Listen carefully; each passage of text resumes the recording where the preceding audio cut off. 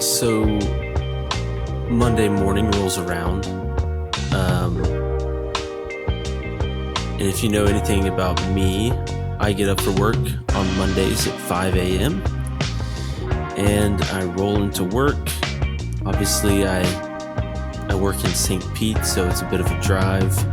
Get into St. Pete around 6:45 or so.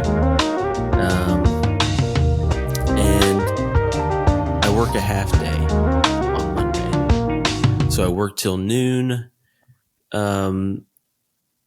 And the reason I'm doing that is because, we're renovating part of the church, and we have to shut down the fire sprinkler system so that we can make some modifications to it.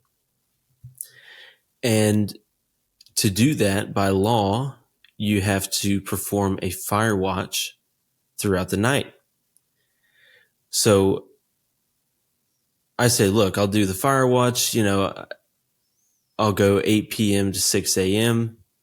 You're supposed to walk around kind of continuously, look for smoke, smell for smoke, things like that, because obviously the fire alarm system and the fire sprinkler system are not active. So I leave work around noon. I go home, try to take a nap. Obviously, it's like 2 p.m. There's no way I'm able to take a nap. So I just hang out on the couch. The kids get home, we do our thing, eat dinner, leave around 7, go up to the church, get there at 8. And like I said, I had to be up from 8 to 6. So if you're counting the hours, I was awake from 5 a.m. Monday morning to 6 a.m. on Tuesday morning. And a little thing about me is throughout the week, I typically get an average of probably 6.5 hours of sleep every night. So we discussed sleep debt and things like that.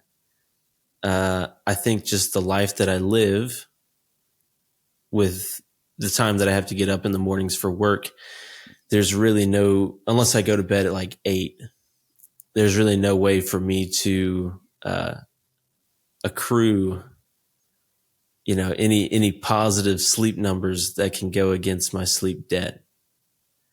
So I've got a debt there that I personally can't pay. You know what I'm saying? And so I've heard that story before. Right. And so I leave the church at 6. I'm obviously, I'm pretty sleepy, right? Going down the interstate, and I'm doing everything I can to stay awake. I mean, this is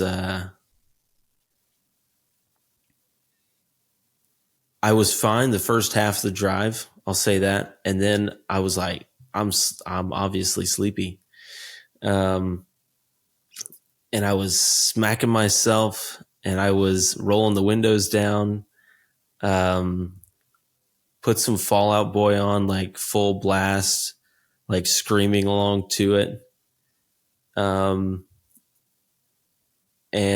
it was just one of those situations where you're like doing that with your eyeballs.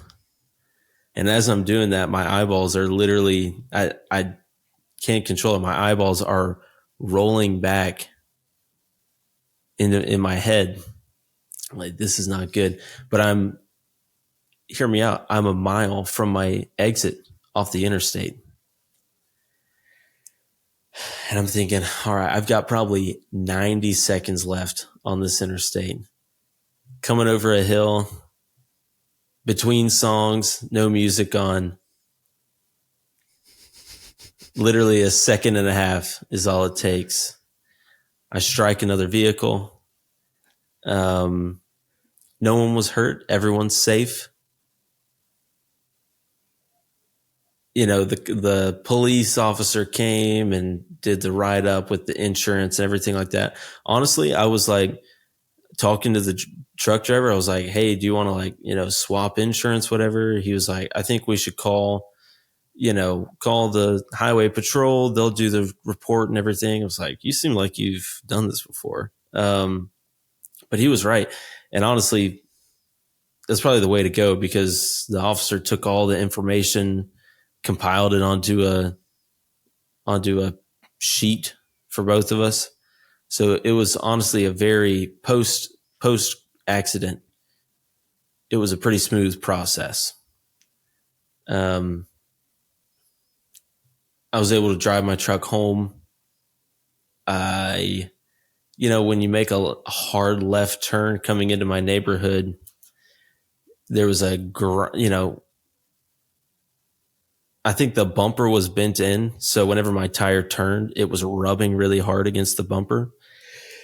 And so I was like, I'm not going to drive this thing anymore. So parked it. Next day, the insurance guy calls me. They get a tow truck to tow it out. And the rest is history. So my vehicle's currently at the shop. I should know next week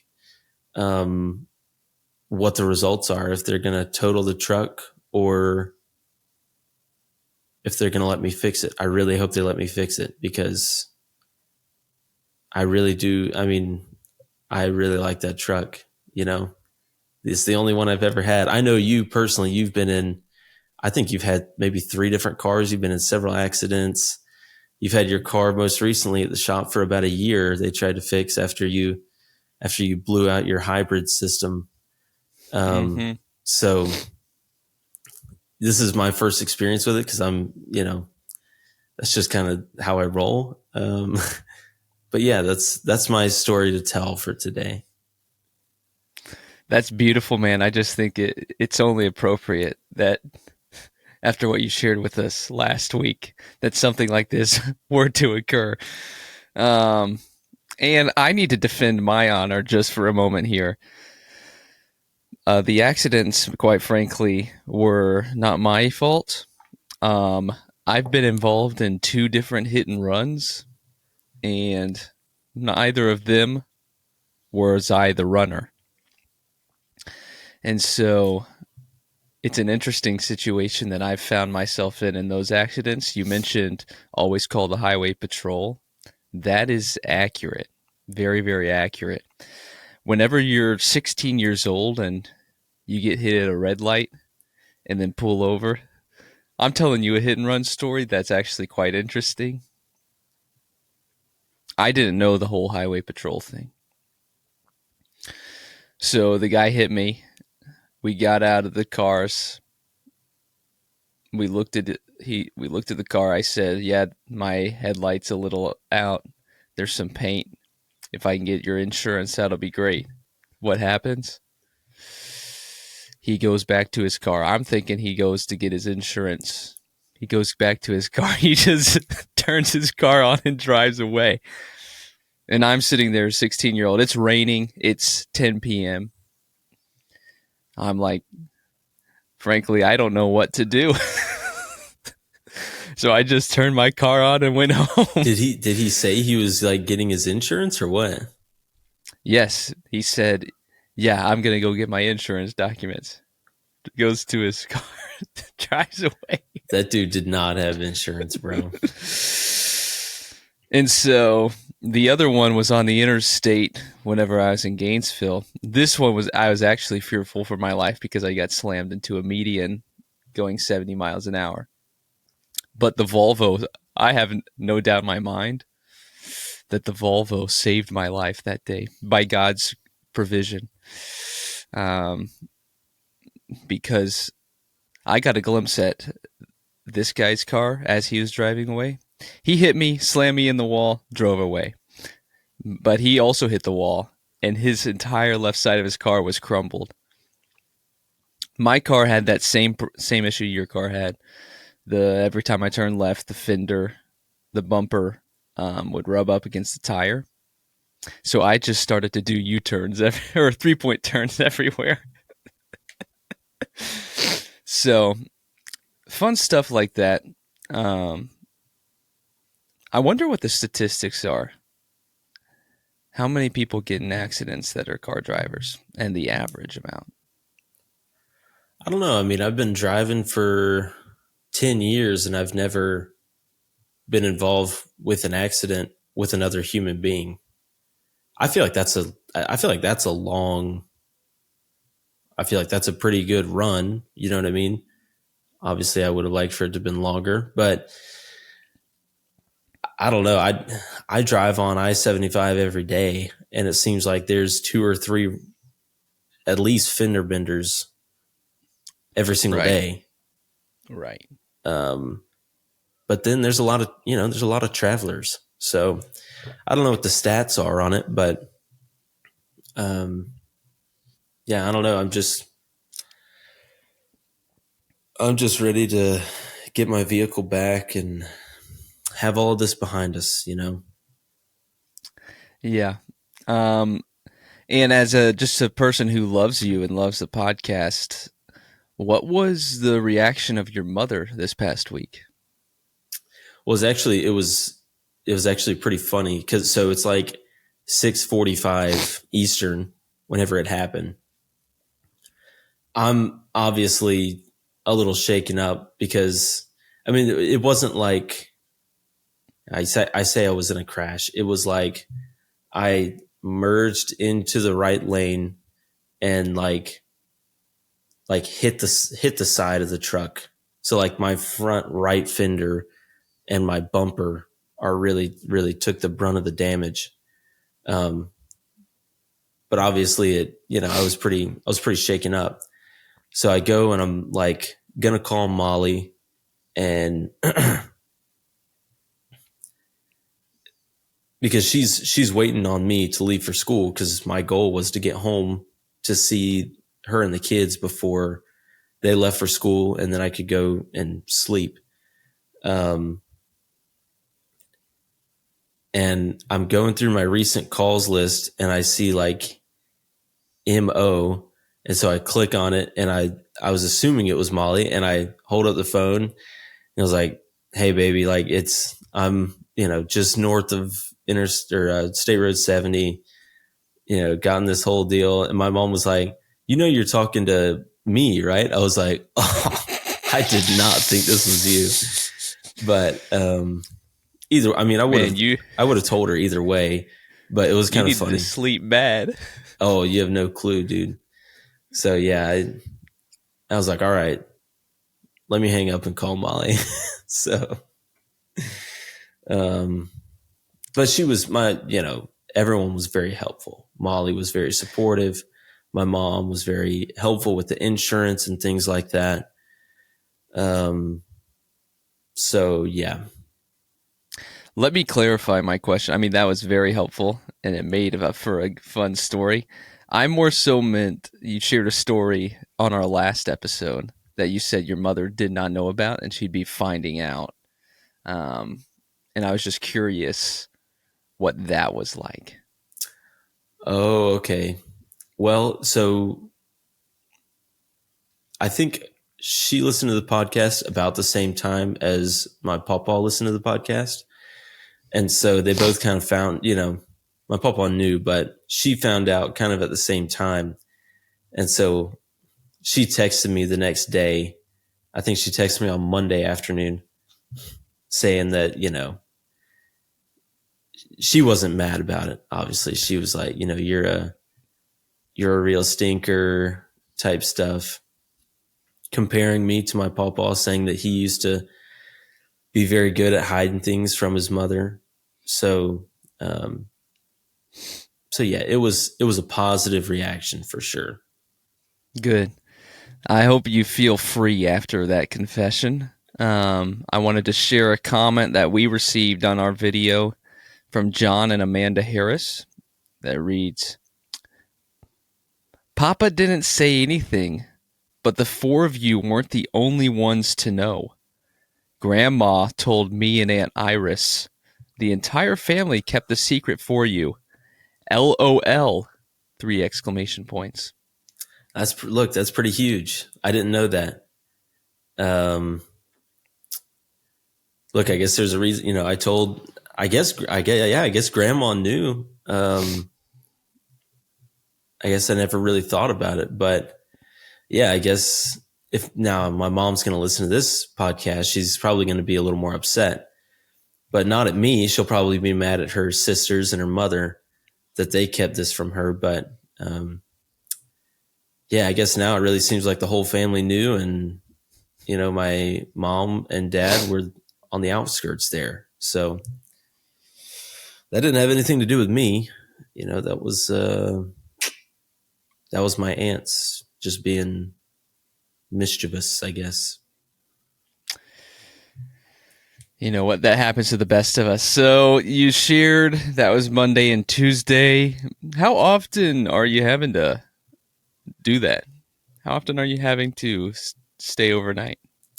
Oh, it's like a once in a project type deal. And Oh, dear. right. So it's like you know, and if it was strictly a new build, if it wasn't a renovation, then I wouldn't have had to do it at all. It's because of the type of pipes. It's CPVC, which is what they used to use back in the day. But if you're modifying that, obviously you have to use the same material. And the joint compound for the CPVC has to cure for 24 hours. So you can't put water on the system until it's fully cured. So that was the purpose behind it. So It's like a reverse marination. And here's what I mean by that. You ever take a chicken breast and you marinate it for 24 hours yeah, before? Well, I say reverse marination not in the sense of not a marination, but it's a dry marination. You're not just you can't marinate a chicken breast and nothing, that makes sense.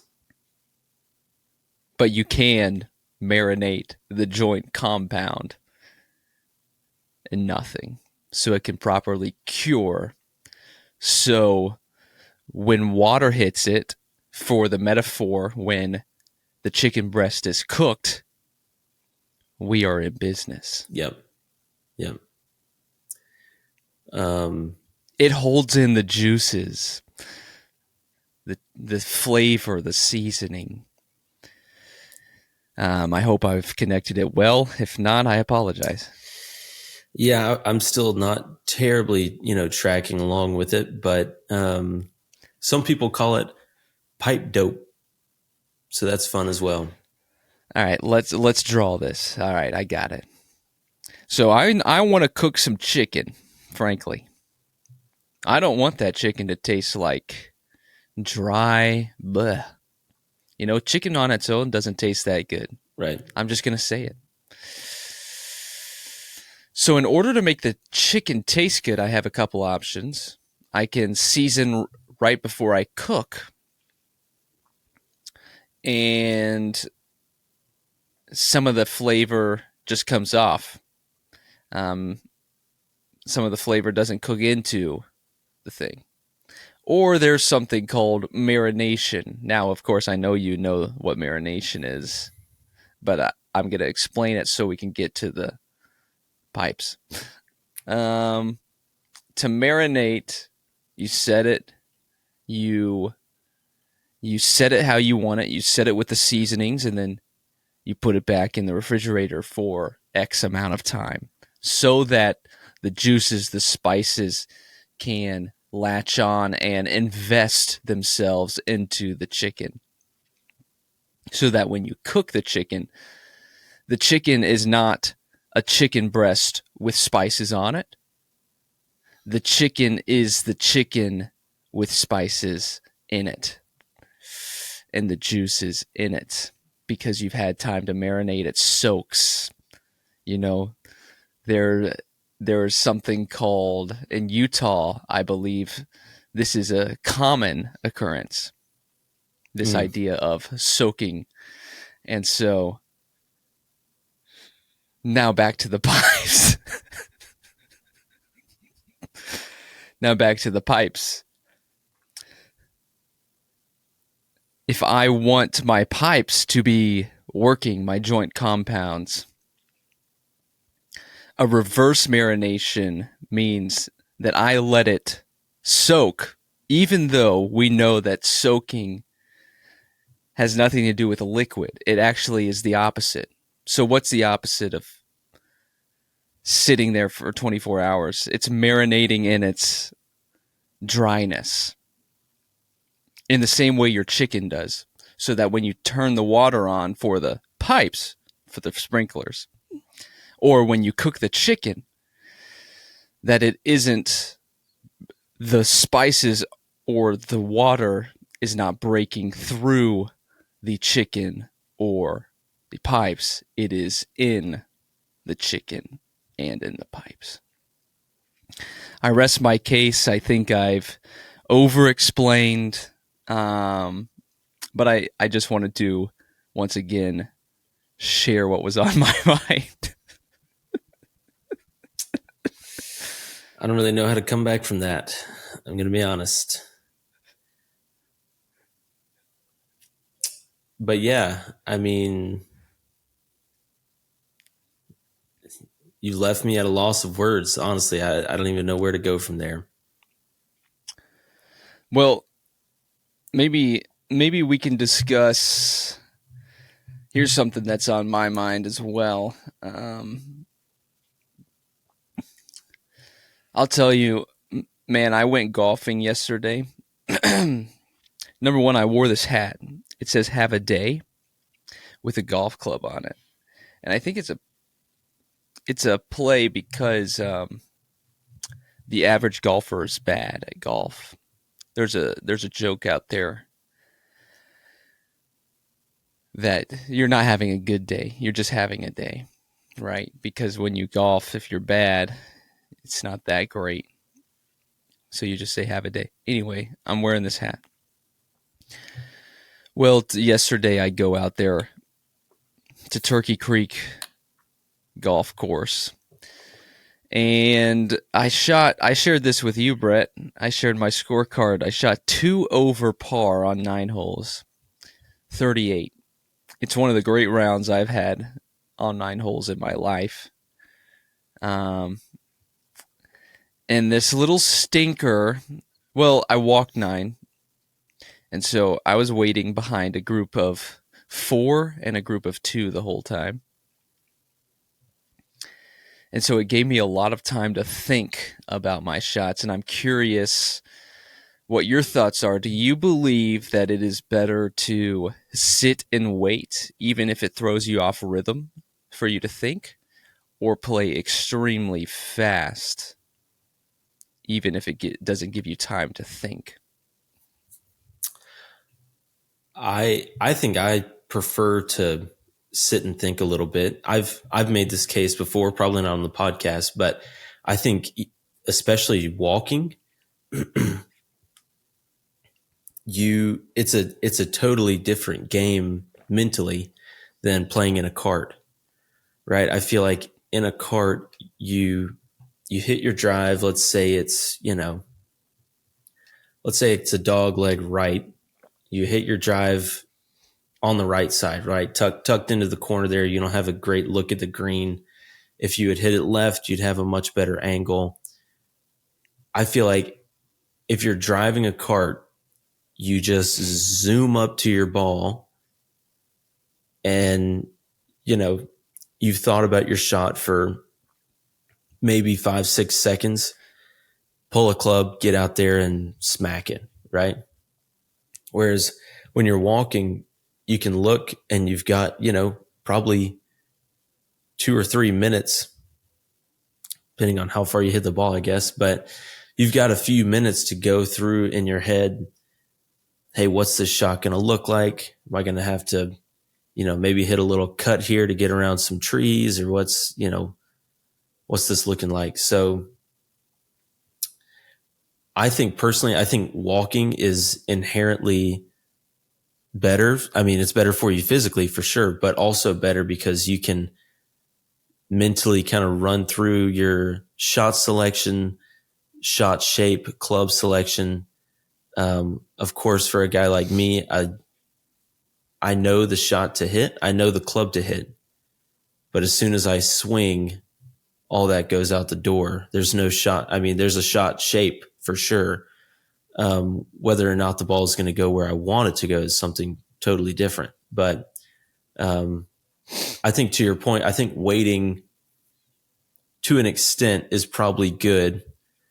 Like I said, so you can think through your shots, but nobody likes, I mean, you've played down here, you know, during the snowbird season, nobody likes getting at a par three or, you know, finishing up on the green behind a par three. You've got a foursome of old dudes on the tee box, and then you've got another foursome waiting behind them, and you pull up behind that. You're just thinking, this is going to be a long, long day. I don't need to think about my shot for 20 minutes, which sometimes is what happens playing down here. But I think if you're waiting for a minute or two and they're, you know, cleaning up on the green or something like that, I think it's probably for the best. Yeah, absolutely.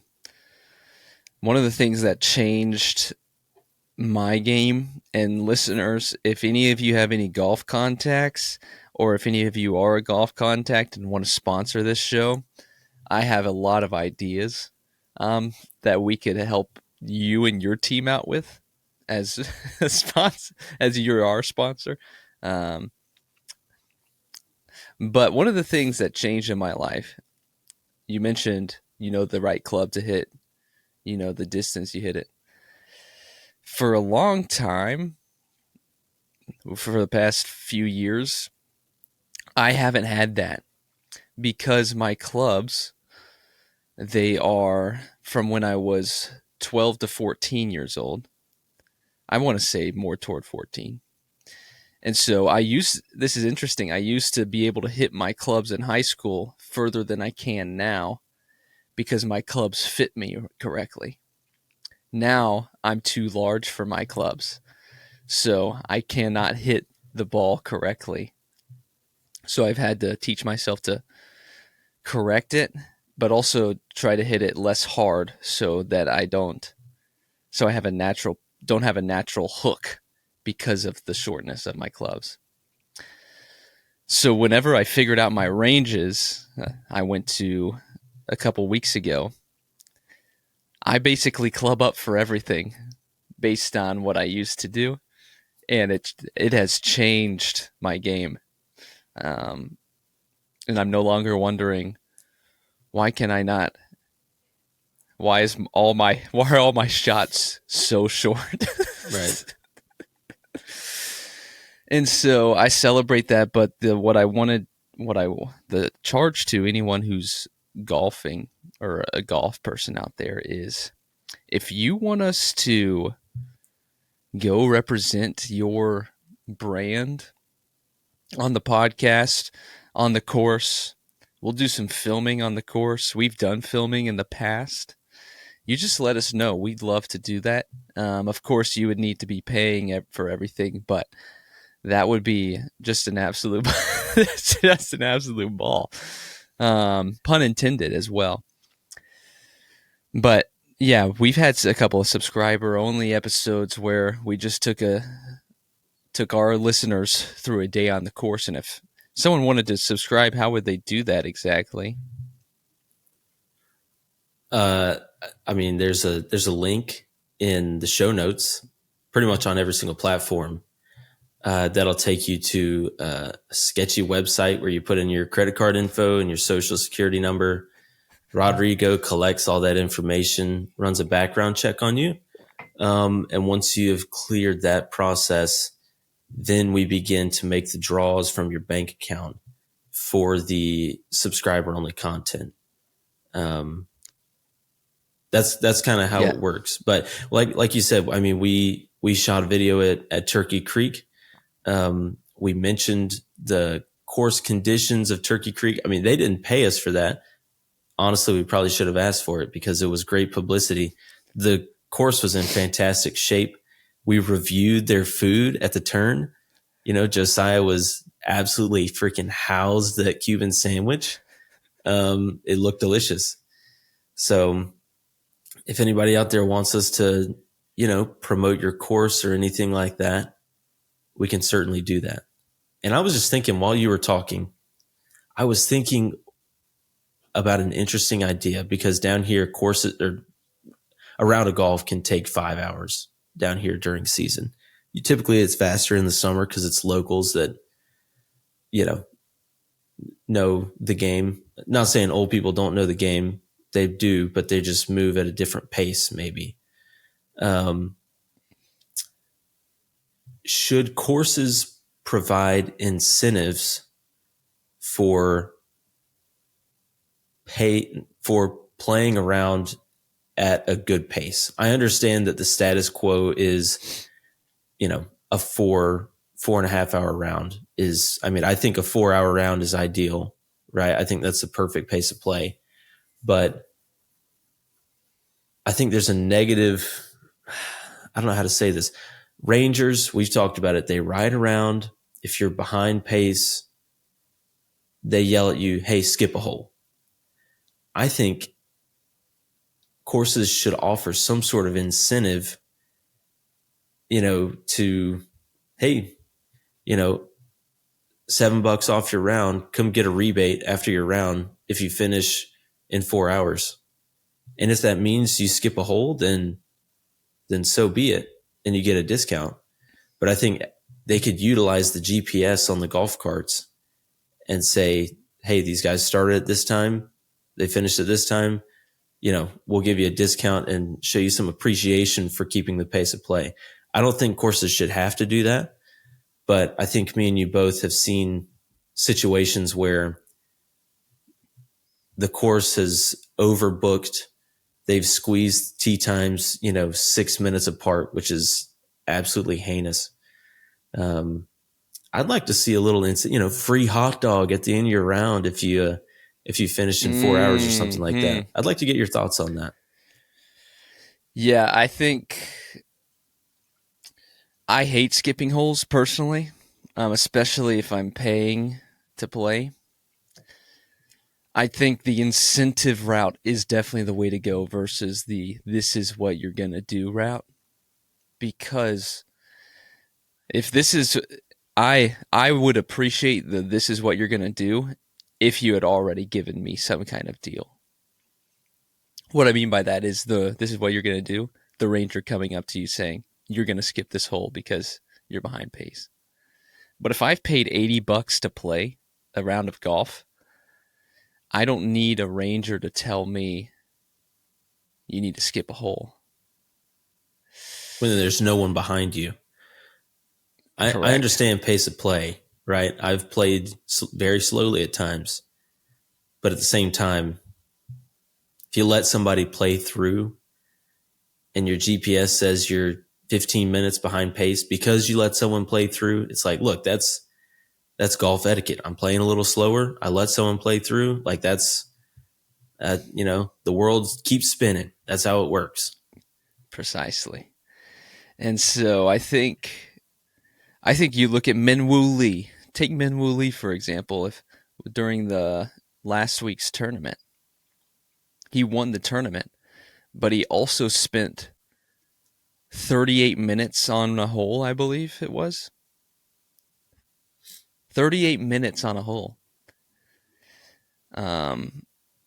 That's ridiculous. But at the end of the day, they didn't ask him to hurry it up, And so we're not spending 38 minutes. I mean, I could see spending 15 to 20 minutes if it's a really, really bad hole. Your average, you're supposed to be 13 minutes. Right. But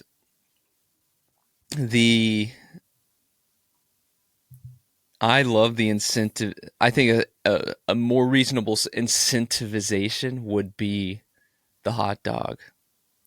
Or even if you play your first 9. If you get back here, if you start at 8 a.m., You get back here by 10:45, you get a hot dog. Um, Yeah. Stuff like that. I think it's cool. Yeah. No, I think it's. Now, Sorry, go ahead. we're talking about courses that we play. I think you go I think you go to nicer courses. Hot dogs are already provided. Your food is covered. Your that kind of stuff. And so it just depends on the market, I guess. Yeah. No, I definitely, I was thinking about that. I was like, well, you go to some nicer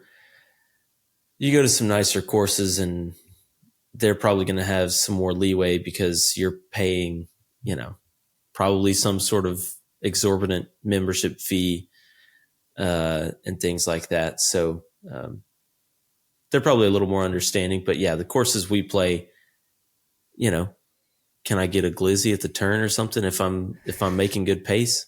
So,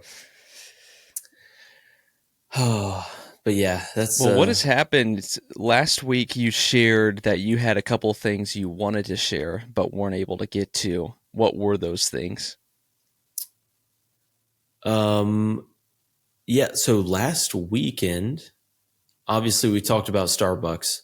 We were headed to Marshall's after that. Mhm. I don't know why we were going to Marshall's. Have you ever been to a Marshall's, dude? Oh yeah, it's amazing. I I have probably been to a Marshall's, but I can't remember going to a Marshall's before last weekend. It is insanity. It truly is. Like I thought it was going to be like a maybe like a Nordstrom rack.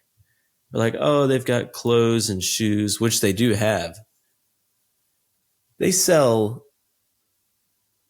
I mean, they have. It's literally like it's like Goodwill. I told Molly, I was like, this is like an expensive Goodwill. And honestly, the prices on the stuff is not bad. But I mean, they've got Well, none of it's used. That's the thing. right for sure.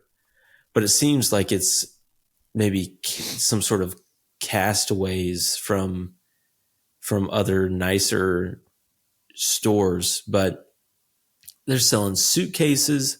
They're selling giant bags of popcorn. I was like, they sell food at this place, like actual groceries. There's like giant bags of gummy worms on sale. They had those ashwagandha gummies. I'm like, what the heck? This place is insane. And Molly was looking for clothes. I was walking around. I was like, look at all the other stuff. This is nuts.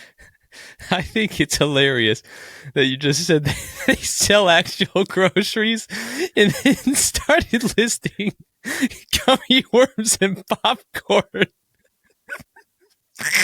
You don't go into a store like that and expect them to be selling food. Like obviously they don't have produce and they don't have they don't have a meat market or a butcher or anything like that. But they've got like, Oh dear. they've got all this, obviously it's highly processed items that can last in a bag for probably 20 years, but it's just crazy that that's their business model. I mean, I guess they're doing pretty good, but I kind of equated it to those, those Amazon, not consignment, but like the Amazon shops where they're like, oh, we got this truck that had all this random crap from Amazon and Oh yes, liquidation. right, we're going to dump it onto the floor and people are going to go crazy because everything's super cheap. That's kind of what I didn't think it was going to be that going in, but after leaving, I was like, that's kind of what this is. Mm. But it was, I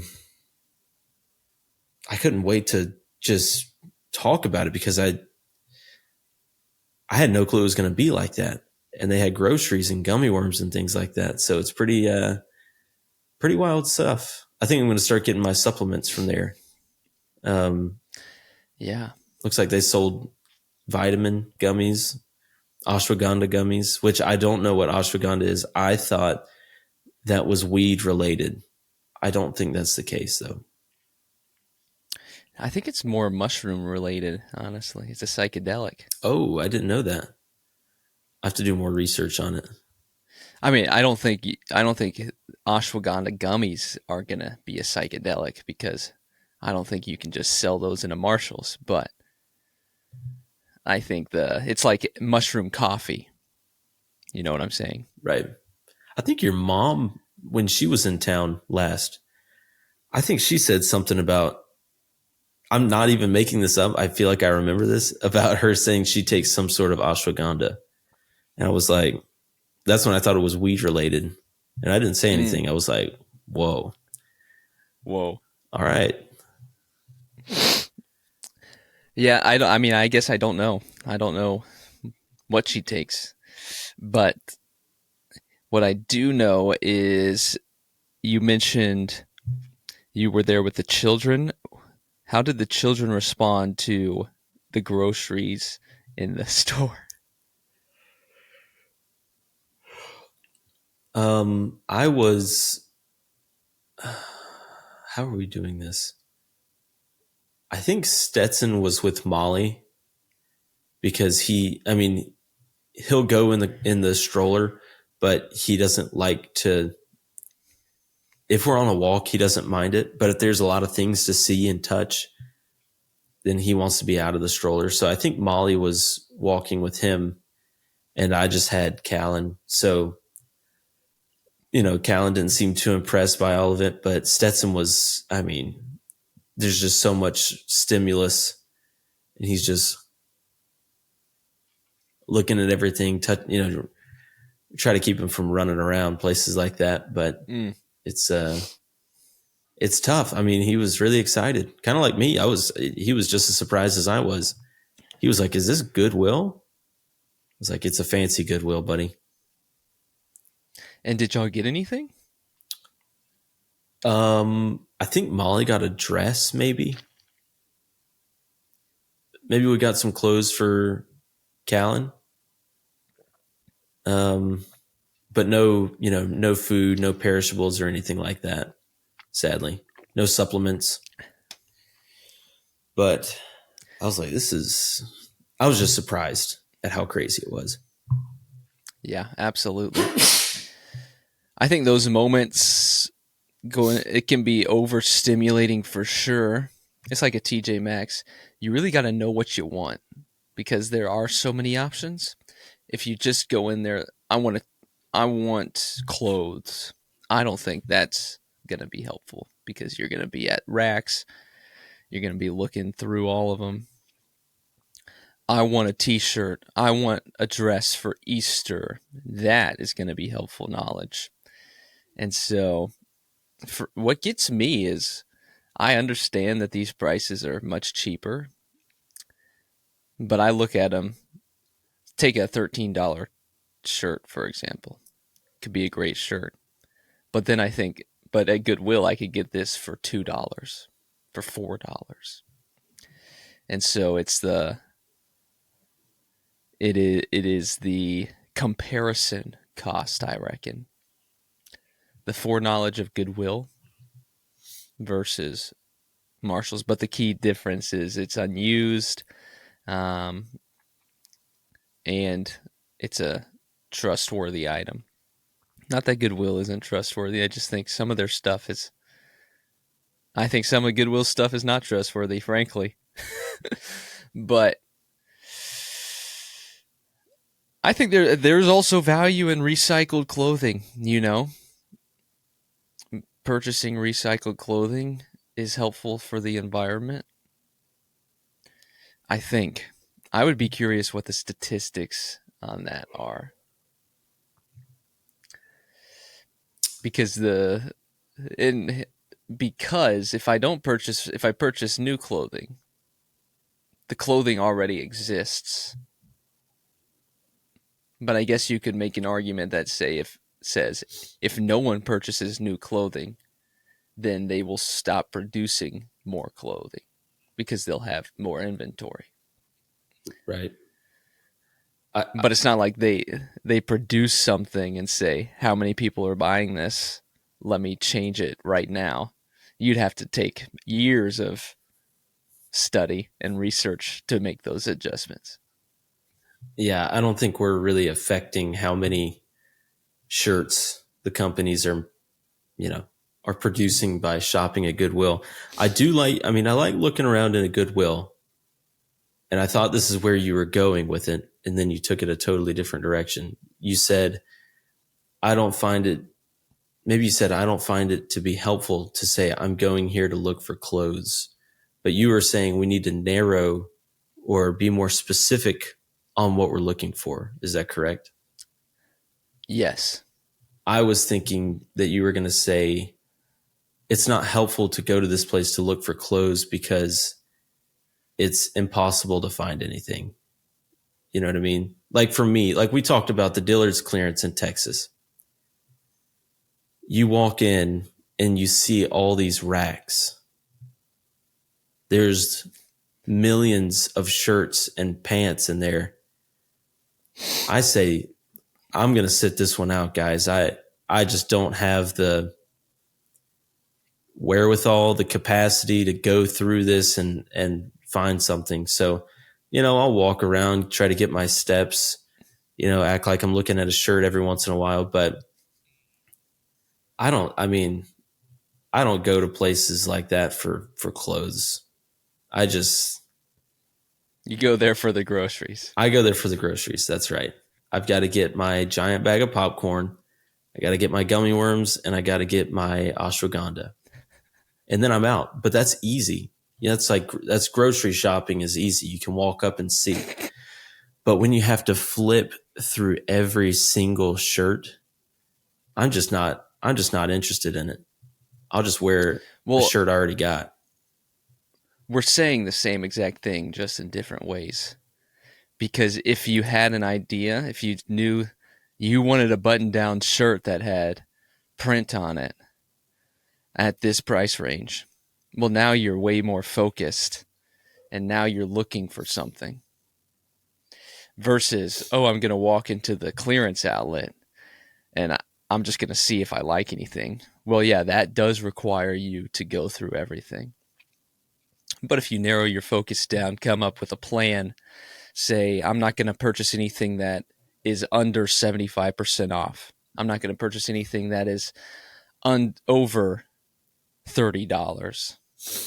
Well, there you start to get you take some of the decision making out on the front end so that your experience can be effective.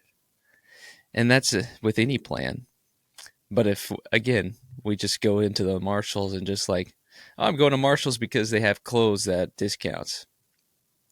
Not going to work. Not going to work. You're going to be drawn to the gummies and the popcorn. No, I mean, don't get me wrong. I think a lot of, and I don't want to generalize here, I think a lot of women would, they go in and not even really looking for anything, but hey, they've got good deals. I'm going to poke around and see what I can find.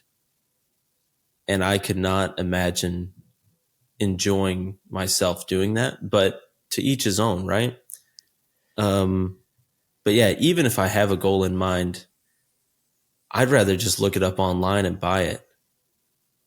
Because I think whenever I look at something in person, I look at them like, I could buy this shirt, I guess. And then I look at the price tag and I say, there's no way I'm going to buy this. It's just not worth it. So honestly, maybe it's best if I do all my shopping in person because I would never buy anything and I would save a lot of money probably. Well, I think that's the point of Marshalls and Dillard's clearance is that you can't get the prices online. So you have to go in person. Right. And you're kind of forced to do some of that. So maybe you get some inspiration online, check out in person. If you don't like the price, you say, I don't need it that bad. Call it a day. But I think women can poke and prod. Men can poke and prod. I've poked and prodded. But you have to have even if it's a monetary amount that has to be planned. I mean, I'm not forcing anybody to go do this, but I'm just saying it will help your shopping and your decision making if you already have, okay, this is my budget. That's at least one step of a plan. So I'm not looking at something that catches my eye and say, "Whoa, this is amazing," but it's $500 and I only budgeted $50. Well, I guess you got a decision to make. Like my budget is $8. If I don't find something $8 and under, I'm not going to buy it. Molly's like, why don't you go outside and sit by the fountain? That's where you belong. Okay, great. Oh, we had Stetson throw a penny into a fountain for the first time. It was great. He had a blast with that. I was standing Let's outside. go. I was, tired of being in Marshall's. So I pushed the stroller outside to the fountain and I picked up a penny from the fountain. And whenever Stetson got out there, I said, "Hey, buddy, take this." And he held it and I picked him up. I was like, "Just throw it in there." And he threw it in and then he just wanted to take all the rest of the pennies out and throw them back in. But we didn't do that. It's not how fountains work. So, well, we've talked about Marshalls a lot. We're running up on time here, but what's something fun from your last week? Now, maybe not even fun, something noteworthy. Noteworthy. Let me share. Tuesday, we're nearing our end in our life group. We're nearing the end of our study, 2 Corinthians. We studied the whole book. This one was 2 Corinthians 11:16 through 12:10, I believe. And so that's a lot of. Well, chapter 12 is about Paul's thorn in his flesh. Thorn in the flesh. Many commentators, and frankly, the truth is, sorry about that. The truth is, we don't know what the thorn in the flesh was. We don't know if it was metaphorical, if it was a physical thorn, if it was a person. We do know it was used to humble him. But his whole message was boasting in our weakness, which requires boasting in our weakness looks like putting the boasting in Christ. Because when what we accomplish is not for the kingdom, is not actually accomplished by us. God's given us the resources, the ability, the time, the effort, the mind, the mentality, the physicality to accomplish these things. And I think that was Paul's point. Well, the Corinthians just continually, on and on again, they idolized people who had status. These false prophets, false apostles came into their church claiming they knew everything, claiming that they were apostles, but then shook them down for all they had. Their basis of authority was the status that they had. They were intellectual, they talked well, charismatic, that kind of stuff. Paul's messaging was much more. That's not the call of the Christian life, to boast in what you have. The call of the Christian life is to humble yourself, submit everything you have to Jesus, and let him do the work, and we're just the vessels. And the Corinthian church just doesn't grasp it. But I think when you look at us today, we're the same exact way. Is sure, we know the theory of the thing. We know that we got to boast in Christ. We know that we're weak, but we don't actually live like it. We make our decisions based on what is convenient for us or what would put us in a higher place to our peers. And so I think it's just it's a beautiful passage that requires it calls us to ultimate reliance on God. But that requires us to recognize that everything we have and everything we've done for the kingdom is only done through God. And so we don't do things for God. We do things because of him and through him. And I guess just to clarify, I think we don't do things for God to get his approval. We do things for God because of what he's done for us and he's given us everything we have to do it for him. So I thought Paul's messaging is rather applicable. Frankly, the Bible is applicable, and it's been a good study. We wrapped that up um, this Tuesday, 2 Corinthians. So it's been good, brother. It really has. That's what's on my mind. That's what the probably the highlight of the week was. And is that your is that a life group, or is that a different kind of group? That is my life group. Okay. Yes. Very good. Very good.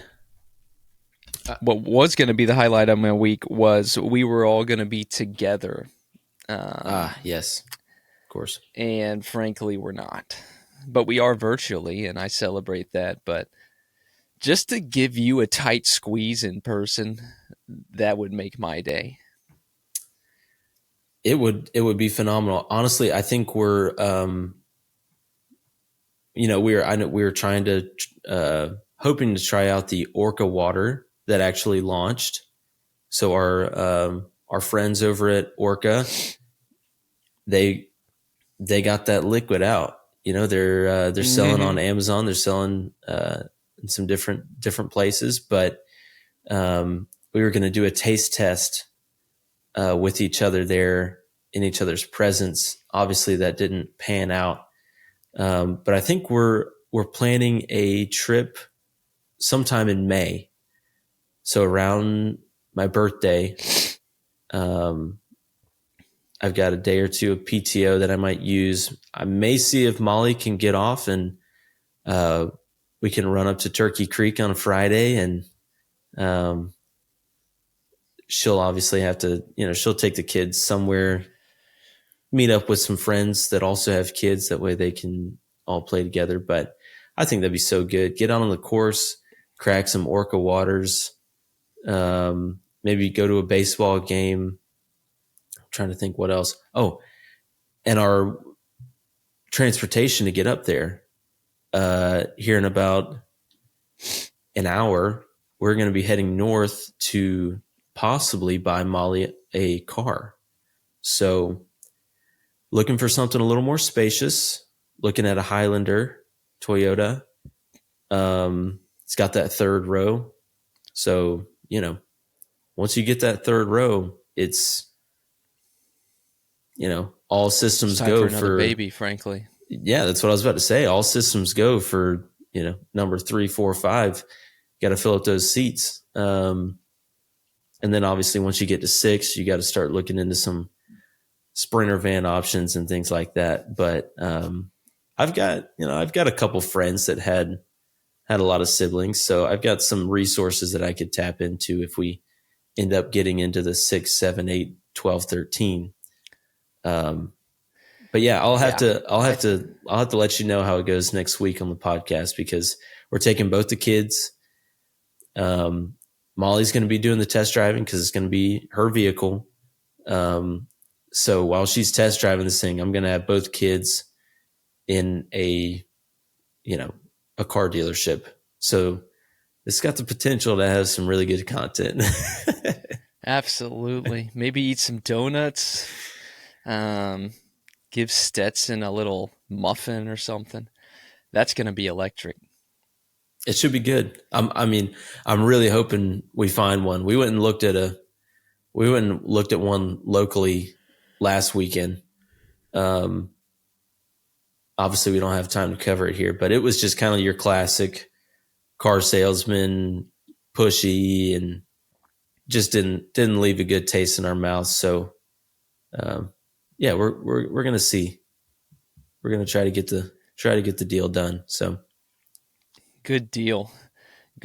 Well, here at the Quite Frankly podcast, we're all about deals. So if you've listened to this show and you would like to make a deal with us, reach out to Rodrigo. We'd love to get in touch. We'd love to see what we can come up with. Specifically, as we've discussed, golf is a big thing in our lives. if you want to create some car deals with us and you want us to drive your cars around, that will also work. But here's the deal, my friends. We love you deeply and generously, and that's why we're going to see you in 7 days.